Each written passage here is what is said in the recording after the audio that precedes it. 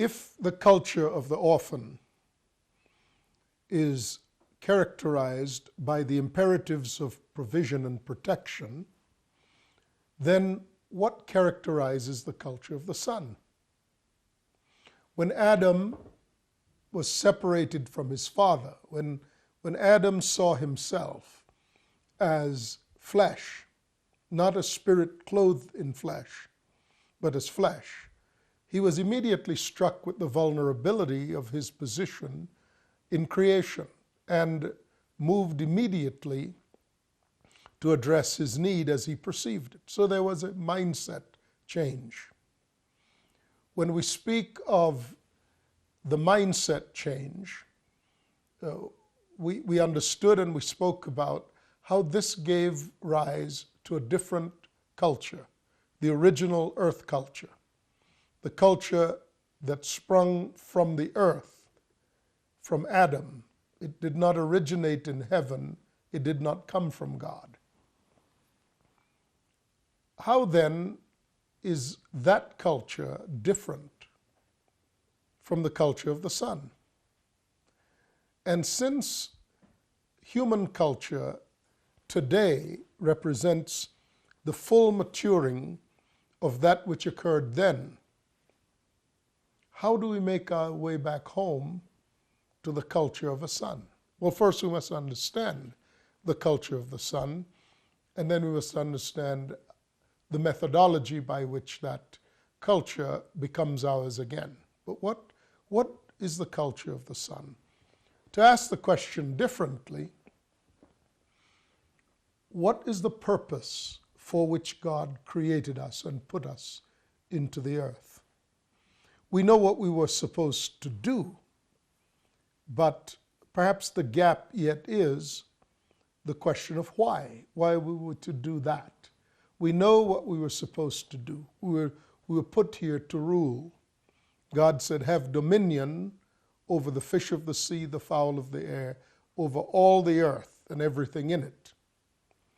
And we understand that that dominion, when taken from the context, when you view this dominion from the context of a son, that dominion is totally different in its application, its intention and its application from the culture of an orphan.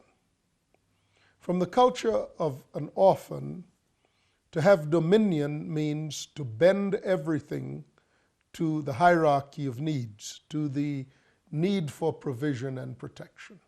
So the orphan, whenever the orphan has authority, whenever the orphan has power, whenever the orphan has opportunity, it is predictable what the orphan will do with it. He or she will shape it in support of the need for provision and protection. So if you give the orphan dominion over the earth, what is the outcome? How does the orphan administrate that authority that he has when he has dominion over the earth? Well, the answer is what he's been doing. He's been using the earth without regard for anything but his own need of provision and protection. With those needs dominant in his view, if he still says God gave man dominion, he's only telling half of the story, or less than half, as it turns out. And this is one of the things that the world has faulted evangelicals for and about. And evangelicals do not know how to answer this question. It seems that when evangelicals have influence upon political power, they insist upon sovereignty over the planet without any sort of responsibility. And even the world says you cannot permit the rapacious activity of dominion without restraint. But the world doesn't understand that we lost the culture of rule based in sonship. So it imposes the rules of survival, which are the rules of an orphan who is afraid that unrestrained greed on the part of one set of orphans will result in an inequity governing another set of orphans. So the ecological movement, being by definition a perception of the survival of the planet and therefore individual human survival, is as much the culture of an orphan as rapacious practices aided and abetted by a theology that says God put us here to rule, but that rule is taken out of the context of being sons and put into the hands of those whose philosophy, whose culture is to survive. Then it becomes a tension between those who see that survival by utilizing as fully and as completely and without restraint the resources of the planet, and that's one definition of survival, versus those others who see that if that is allowed to go unchecked, then the ultimate survival of all humanity is in jeopardy, because such a use results in such consumption of the environment as to leave nothing for future generations. So they're both orphans in their thinking, and they're both governed by the imperatives of survival. One just has a longer view of survival than the other. One has an immediate view of survival, the other has a longer term view. And so the relative sacredness of the culture of an orphan ends up being what the debate is about. And absent from the debate, because I don't think we understand it, absent from the debate is the alternative that puts everything in perspective and actually brings forth a discussion of the quality that would be worth having, rather than one set of orphans arguing about their right to fully exploit the planet for their immediate survival, and another set of orphans arguing about the need to restrain those orphans, otherwise there'd be nothing left of the planet and for the future. There's just a question of whose priority is to prevail. The ones who are arguing for immediate consumption have no long-term view of the picture, but orphans are one-generational thinkers anyway. And those who have a longer-term view, they're thinking that it's necessary to preserve the environment for their own lifetimes, let alone the future. The future is important, but it is that they see the depletion of things leading to catastrophes in their own lifetime. So it's a question of who has political power, and therefore whose view of survival prevails at the time. Neither one has a grasp of the context in which God originally gave man dominion. So it is likely that evangelicals argue that God did give man dominion, and therefore he is free to use the resources of the planet in whatever fashion dominion dictates. So consuming the resources urgently is that particular profile. When you overlay that with the ethic of Calvin, that hard work is the proof that you are elect, you are the elect of God, then industry, the promotion of industry goals, tends to be the default setting of evangelicals who are orphans. On the other hand, when the environmental movement opposes that rapacious consumption in favor of renewable resources, it also does not have a view of sovereignty. So it begins, that man has sovereignty, so it begins to consider a different philosophy. And that is that man should exist in harmony with the planet, equating the survival of the planet with the survival of human beings, and by that considering that human beings as living beings are on equal par with both other species and the planet itself. So it's conceivable that they'll talk, the whole field of environmental crimes and animal rights, all of these are a view that has arisen as an alternative to sovereignty, that God has given man sovereignty. Because as the argument goes, if the only paradigms are sovereignty and therefore rapacious use of resources as one view, and the countervailing view is survival, but you must then deny sovereignty, then you have to promote survival in terms of the ethics of equality between both, between on the one hand human beings, and on the other hand animals and plant life and the ecology, and they must be promoted to having the same standing as human beings in creation. So an animism replaces the Christian faith, because what is viewed as the Christian faith is this untenable understanding of sovereignty being an unrestricted right to devour the planet. As I was saying, though, there is an alternative that has been veiled to both sides. Needless to say, whenever an argument is taking place, if the respective sides of this argument are presented from too limited a context, it is inevitable that the outcome will leave the issues completely unresolved, and the results will be polarization. I'd like to propose a different view in which we might consider how this argument should be made, or what is the appropriate perspective.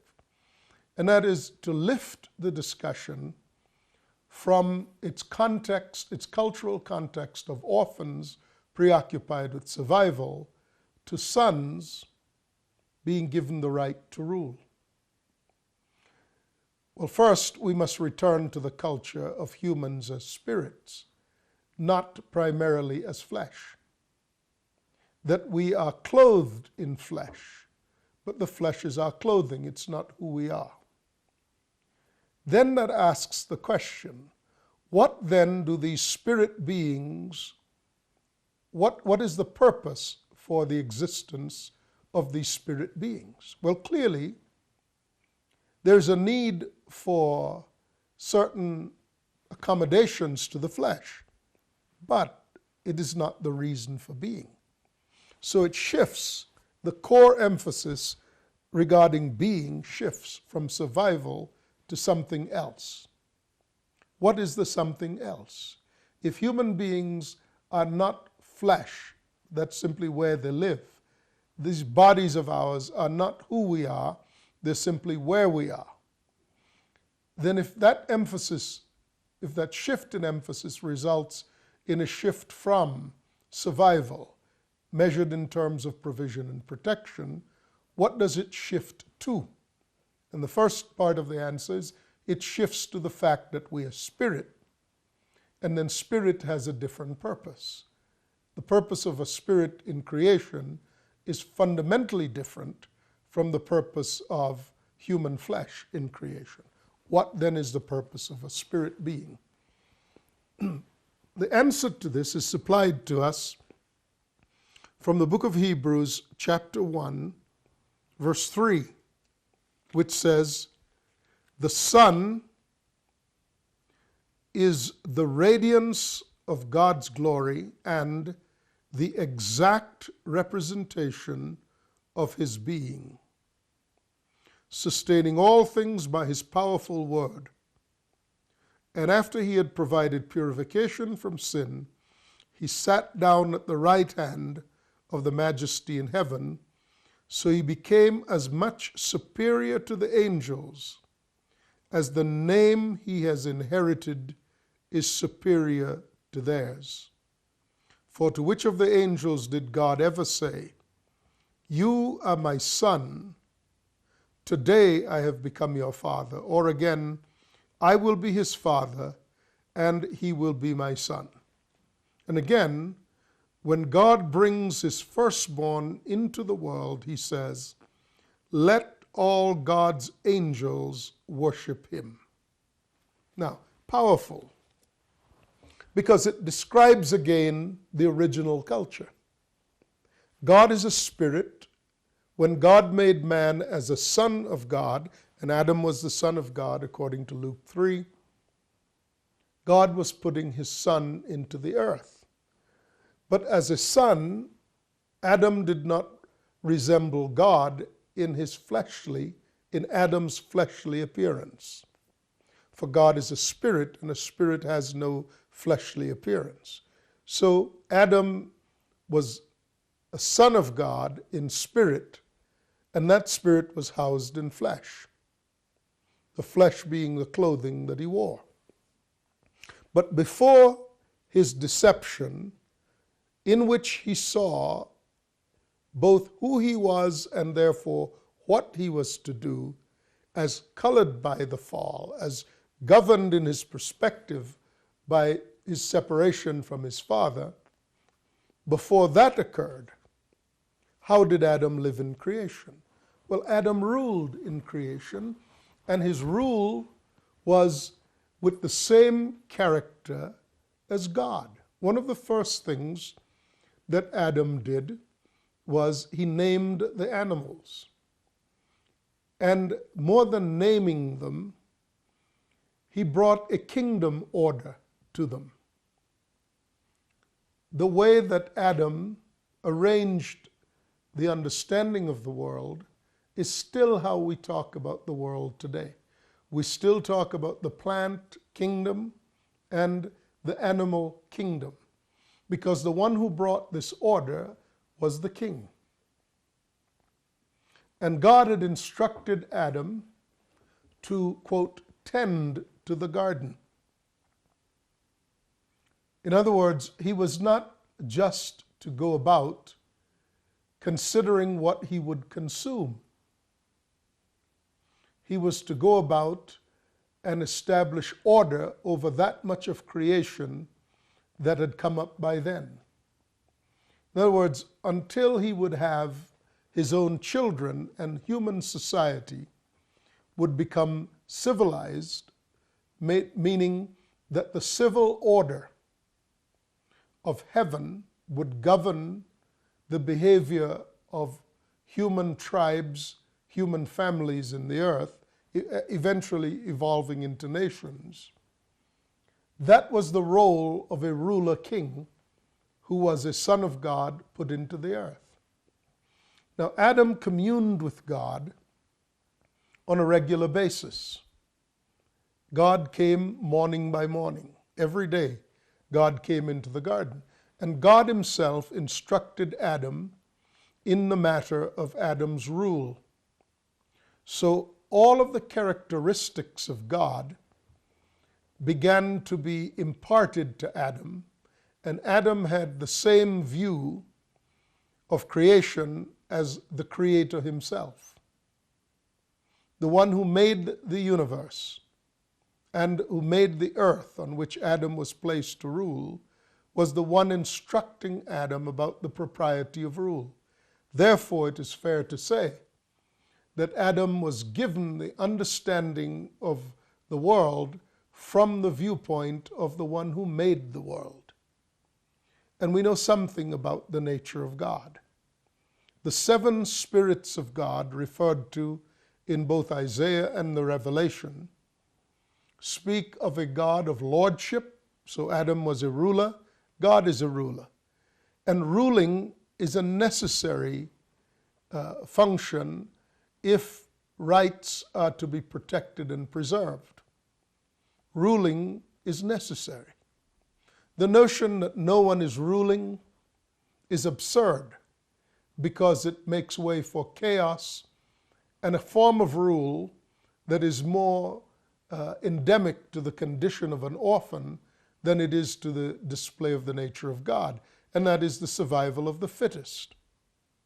If orphans rule, you have the Lord of the Flies. If orphans rule, then they will rule with a stunning brutality because of their focus upon simply surviving, personal survival. No, God did not create and then abandon the world to the unpracticed skills of an orphan ruler. God met with him as his son and talked to him about rule, because one of the seven spirits of God, the first to be cataloged in the reference in Isaiah, is the spirit of lordship, the spirit of rule. Lordship followed by wisdom, counsel, knowledge, understanding, power, and the fear of the Lord. This speaks, it begins with rule and it ends with the fear of the Lord, the seven spirits of God. The fear of the Lord is the accountability to God. It's not being afraid of God. It is having the restraint that comes with both love and respect of the highest order.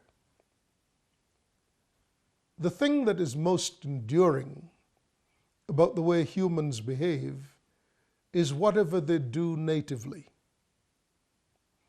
In other words, you could force someone over time to adapt to a foreign perspective, but you must put in place an order that keeps reminding them of that which is foreign to their nature. If someone is going to be required to behave with a certain consistency in a fashion that is different from how they naturally are, you're going to have some reinforcement of that perspective on a regular basis. On the other hand, if a person responds out of how they are natively, the way they actually are, there's no need for reinforcement. And this being such a natural response to them will be far more authentic, substantial, and longer lasting. It is simple. If you're driven by the need for provision and protection, you're going to do that fairly consistently. But if you're ruling out of goodness, if you're ruling out of mercy, if you're ruling out of the ultimate of respect for God because it is your nature, then that culture will produce on the earth a more equitable and just society because it emanates from being. It is not out of political expediency. So when God put man in the earth to rule, God gave him the culture of a son. And man saw that his purpose for being in the earth was to be the radiance of God's glory and the exact representation of his Father's being. In other words, being here, humans as the sons of God in creation, understanding that they are here as the sons of God, would honor God as their first and foremost priority for being here. And the way one would honor God would be to rule as a viceroy, rule as a vice king, rule as a substitute king for the king himself. So your culture would be the same as the king's culture. And this earth, the farthest reaches of the kingdom of heaven, is into the earth. The earth, as an outpost of the kingdom of heaven, would have as its native culture the exact same culture of heaven. And so the earth will be the reflection of heaven. The culture of heaven would be the fashion of human behavior and civility. The civil order of the earth would be an exact reflection of the civil order of heaven. That means human civilization, making civil the human society. The standard of our civility, put it differently, the standard of our civilization, that being the abstract noun. The standard of our civilization would reflect the mandates of heaven. That would be sovereignty, the purpose of which would be to put on display the good nature of God. Within that context, and evaluating the example we brought up earlier on as the conflict between two orphans over the question of survival as it relates to the physical world. How would this actually fit? And what is the difference between the culture of a son who represents his father in the earth versus the culture of orphans, both of whom believe that survival is the imperative, but one of whom believes in sovereignty as the basis of fulfilling the demands of survival through rapacious and greedy practices, and another who believes that since that is the presentation of man's purpose from the point of view of God, then you must reject God and have an animistic culture, which is survival, but survival in a less consumptive way. Well, the culture of the Son would change all of that. And the culture of the Son would be to bring order, and order would not be to destroy the planet, but order would also speak of a God whose generosity and kindness would change the environment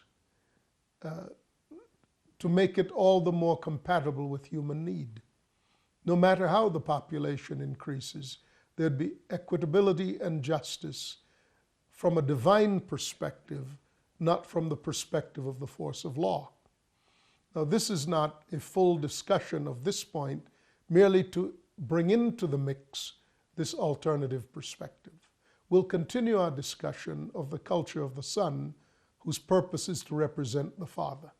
I'm Sam Soleyn, and I'll talk to you then. Bye-bye.